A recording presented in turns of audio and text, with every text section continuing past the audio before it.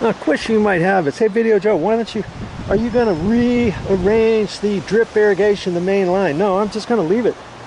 I'm going to reposition it somewhat, but I don't have to redo this. I don't have to cut it and move it and stuff. It's flexible enough for me to do pretty much anything I want. And then if the plant isn't exactly where I want it, there's so many drippers that I'm going to have to cap off, that I'm going to have to relocate. Then I'll just tie on it onto there and zip wherever. I'm not gonna like tear that out. You don't have to do that. Remember I was talking about the big roots? Remember how big this was here, the gap? That's because something's lifted it up. Look at this. Look at that big old nasty tree root. Can you believe that? And that goes way over here. I'm gonna have to dig that out probably and pull it out, but I'll probably dig it up to there or something and see what to do with it. But you know, that's why I'm digging all this stuff up. See, all these trailers and stuff, they're coming in from this tree and they're going underneath. The longer I leave them, the longer I leave it. See this one here? If I leave that one there, eventually it's going to get like that. Might take 5 years, but eventually it's going to lift that up. So if I cut it off now, after I take all this stuff off, I'm gonna dig with my hammer all along here, wherever I see the roots. I'm gonna take them back at least 1.5 feet, whatever I have to do, and chances are those roots are not going to grow back. You know for a fact, if you cut off a big old huge root like this, back beyond there, is it going to grow again? I don't think it's going to. Maybe something else is going to come off the side, but it's going to take a long time for it to raise these up any worse than they are now. You see what I mean? And so, hey, that's why I'm going along here. I know I'm in to see lots of roots, and I just know that's something I need to do. I'm not going to leave that and cover it and walk away and say, that's good enough. I'm not going to worry about that. I'm not going to worry about any of those roots. See that big root? Eventually it's going to raise the bricks in the driveway. Okay, it hasn't yet right to there, but in fact it might have before, because as I remember, I replaced these bricks. I was only going to replace them for a little bit. I think I went from there. No, I went from the end. I went from the end where this concrete strip is, and I was only going to go about halfway. I ended up I think I took those out all the way. I believe I did, no joke. I believe I did. I'd have to watch the video again. That was done quite a few years ago. So that big root, I might have chopped it off when I fixed this, or it could be down lower and I didn't even know it was there. I know it's there now, right? So you know what I'm going to do with that. And I'm sure I'm gonna find some other big old monsters in here, but I'm just gonna keep plugging away. Hey, don't get discouraged.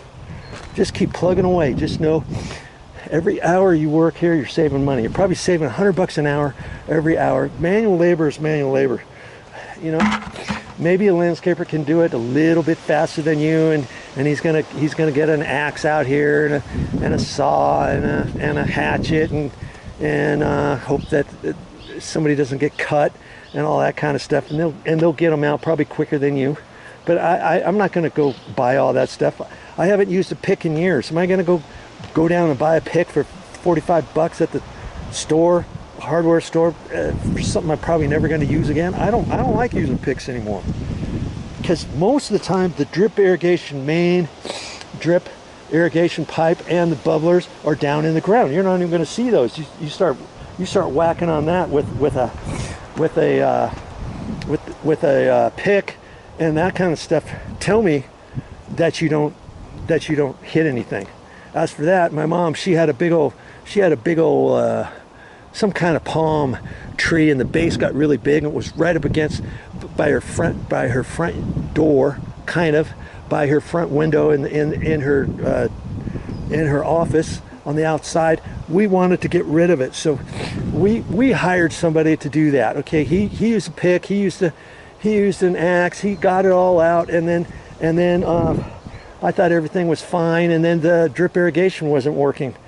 to a plant that I wanted to add next to the door. I looked and I looked and I looked. I couldn't find it. I finally found it underneath the big old rock that he had moved next to the palm thing, and I finally figured out how to get that. I turned it on, still not very much water pressure, and because there was another leak that he had hit the pipe, the main drip irrigation pipe, 2 or 3 different areas, and I finally got them all fixed, dug out underneath the big old rock, because I couldn't move the rock, and it had some azalea bushes that were yay high, and I had to pull those back. I had to shimmy in there, had to dig under, and I got them. I got videos of that too, but he didn't know he hit the drip irrigation. And that's what happens when you use an axe and when you use a pick and that kind of stuff. Okay, be mindful of stuff like that. Okay, so I'm just gonna keep digging along, and I'm just using my hammer, like I say, and I'm gonna loosen up. I kid you not, I'm gonna end up loosening up all the dirt in this whole little area. Whack, whack, whack, like an Energizer bunny. And you know, when I get tired of that, then I'll snip some roots, and that'll give me a rest. Then I'll dig some more. When I get tired of that, I'll dig out some more roots. I'll then decide what to do. If it's in the sun, I'll work in there for a little bit. When I get hot, I'll work in the shade. Back and forth I go. Okay, I'll never take a break while I'm out here. I'll have some water as I go. Okay, and you just keep working. Chop, chop, chop, chop, chop, chop, chop, chop, chop, chop, chop, chop. And eventually you're going to get it. You're going to get it. Okay? Trust me.